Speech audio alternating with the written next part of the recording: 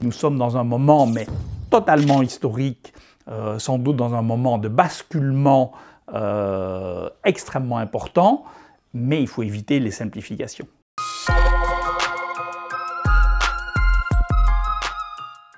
Le leadership européen est totalement absent et nous manquons premièrement de cela. Deuxièmement, nous manquons vraiment de solidarité, mais basique. Ce qu'il y a de terrible pour la construction européenne, c'est de se rendre compte que dès qu'il y a une crise qui met en jeu la vie des citoyens nationaux, chacun s'est replié. L'Europe a cessé d'exister. Est-ce que vous pouvez vous rendre compte la construction européenne où la Belgique ferme sa frontière avec les Pays-Bas?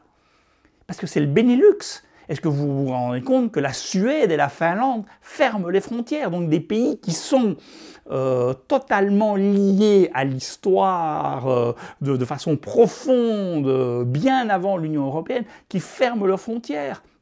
Quelles difficultés les Italiens ont eues pour recevoir de l'aide de l'Union européenne?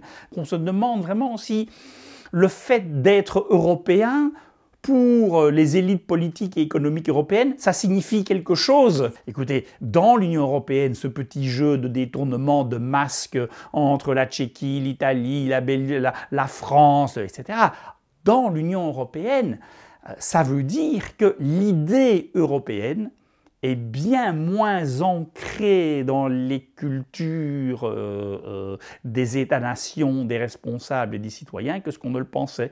Et ça, c'est tout à fait dramatique.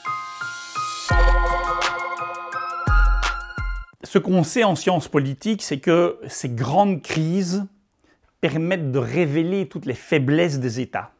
En fait, tout ce qui dysfonctionne dans les États lors de ces crises apparaissent à nu. Les failles des sociétés apparaissent à nu. Les 9 ministres de la Santé en Belgique apparaissent comme étant totalement encore plus surréalistes. Toutes les difficultés de la gestion de la crise en Belgique, voilà, ce sont ces crises qui mettent la faiblesse du système italien.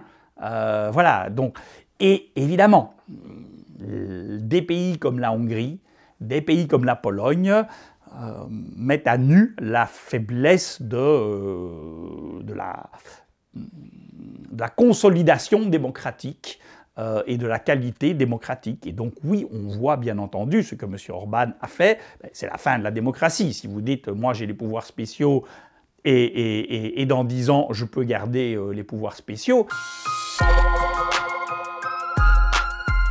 visiblement les citoyens refont confiance à leur État-nation. Ça a été le réflexe. En France, que la République. En Belgique, nous sommes un peu fiers que notre système hospitalier tienne le coup. Et on a vraiment raison d'être fiers que notre système hospitalier tienne le coup. Donc il y a un repli sur le national. Ce que je pense qu'il faut faire, c'est que la gauche doit s'emparer de ce repli de cette question nationale. La gauche, les démocrates, les progressistes, nous ne pouvons pas laisser ce niveau national à l'extrême droite. Et nous devons dire oui, l'État chiche, l'État-providence, l'État social. Pas l'État exclusif, pas l'État qui exclut les plus pauvres, les étrangers, les différents.